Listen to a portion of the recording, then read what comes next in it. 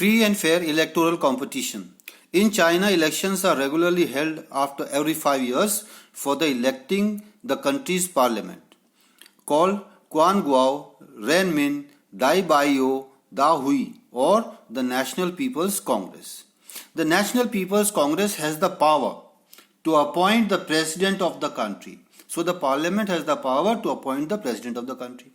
It has nearly 3,000 members elected from all over China. Some members are elected by the army.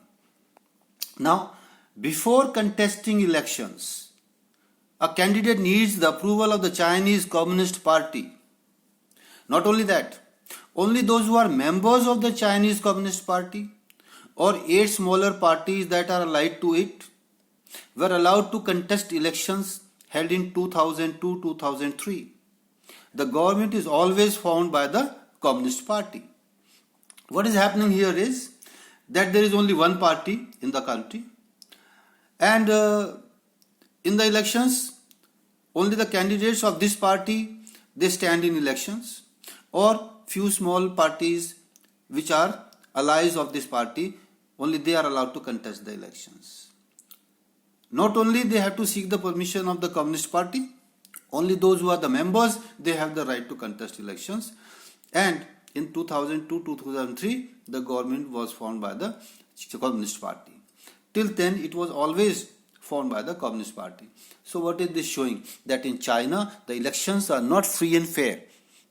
They are malpractices. They are unfair. There is no proper choice. Only one party is there and you have to choose it. So free and fair electoral competition is not taking place in China. Now we come to another story, that is of Mexico. It became independent in 1930. Since becoming independent in 1930, Mexico holds elections after every 6 years to elect the president. आज़ाद होने के बाद 1930 से लगातार वो हर 6ठे वर्ष अपने president के चुनाव के लिए चुनाव करते हैं। और ये कंट्री कभी भी मिलिट्री या डिक्टेटर के रूल में नहीं रही है, जैसे मुशर्रफ हो गया या पिनोशे हो गया या सद्दाम हुसैन हो गया, इनके अंडर में नहीं रही है। बट अंटिल 2000, लेकिन सन 2000 तक हर चुनाव एक ही पार्टी जीती और उस पार्टी का नाम है PRI, institutional revolutionary party. Here there is a difference that opposition parties exist, whereas in China there were no opposition parties. So there is this difference here, that opposition parties exist in Mexico, but they never managed to win. लेकिन वो कभी जीती नहीं. The PRI is known to use many dirty tricks to win elections. तो opposition parties बेशक रही हो, लेकिन वो कभी चुनाव जीती नहीं. और ये कारण इसका ये भी है कि PRI जो है वो है dirty tricks, wrong practices, unfair means use करते हैं चुनाव के अंदर। जैसे कि all those who were employed in government offices had to attend the party meetings. Number 1, teachers and in the government schools they use to force parents to vote for the PRI party. Next, media only paid attention to the government policies and the views of the government, and they ignored the opposition parties. And by chance, if they did not oppose or ignore the opposition parties, they criticized the opposition parties. They criticized them. Sometimes the polling booths were shifted at the last minute, and the people didn't know that their booth has been shifted. They didn't know that instead of voting at place A, now they are supposed to vote at place B, and they couldn't find it, and it was difficult for them, and it made it difficult for them to cast their vote. Another factor, PRI, which had been in government for a long period of time, was a strong and powerful party, and it spent large sums of money on the campaigns for its candidates. In this way, we see that the PRI used dirty tricks to win the elections. Government employees were forced to come to the meetings. Government school teachers forced the parents to vote for PRI. Media supported PRI and opposed the opposition and criticized them. The polling booths were shifted at the last minute in favor of PRI, and the people didn't know where to go and vote, those who wanted to vote for the opposition parties. The PRI spent large amount of money to help the candidates to win. In this way we see that elections are not free and fair, and the competition is unfair, and malpractices are found. So it is a democracy, elections are held, but it is not a true democracy. It is not fulfilling the features of democracy.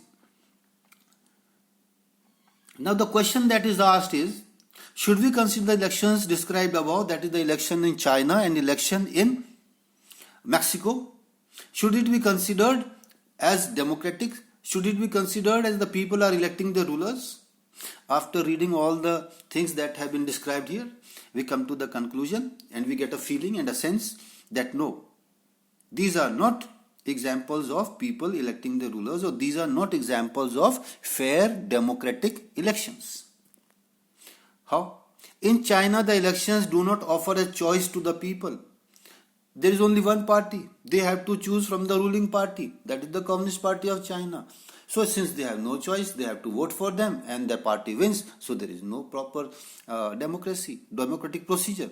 Elections are not free and fair. It is forced कि आपको एक ही party से choose करना है, वो भी communist party से choose करना है, उसी को वोट देना है. In the case of Mexico, opposition is there, other parties are there, other candidates are there, the people have a choice, but they are not able to exercise it because the PRI at any cost doesn't allow the other party to win.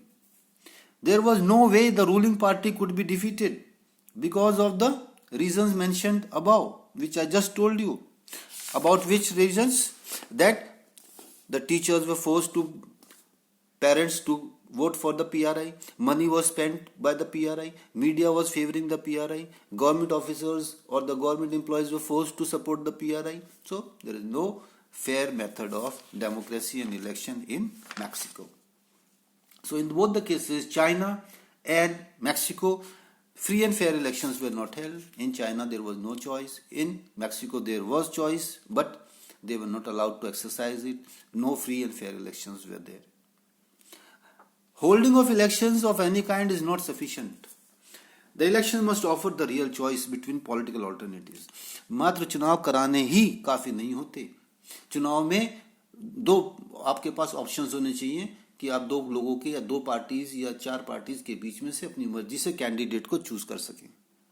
चुनाव हो गए लेकिन China की तरह हो गए तो कोई फायदा नहीं है. चुनाव में वोटर को चूज करने का राइट होना चाहिए. And it should be possible for people to use this choice to remove the existing rulers. और इस वोट के माध्यम से अगर पब्लिक एक तरफ वोट करे तो वो रूलिंग पार्टी को भी हटाने की क्षमता उसमें होनी चाहिए या उसको ऐसा अवसर मिलना चाहिए. So in a democracy, or you should say a democracy must be based on free and fair elections where those currently in power have a fair chance of losing.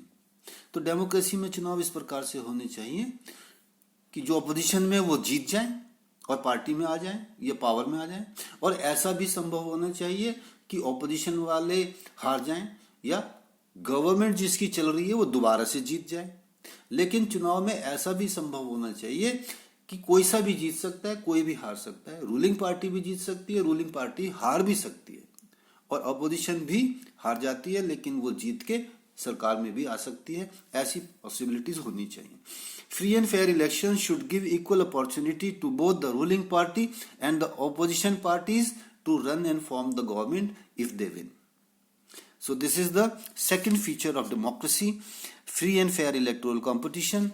If in a country free and fair electoral competition is there, then we can say that it is a country which is having strong democratic traditions and that it is a proper democracy.